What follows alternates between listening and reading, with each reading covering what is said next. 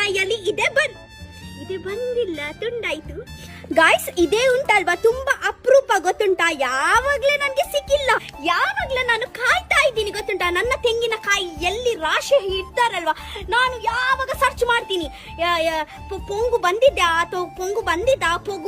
ಅಂತ. ಇವತ್ತು ಫೈನಲಿ ಬಂದಿದೆ ಕಾಣೆ.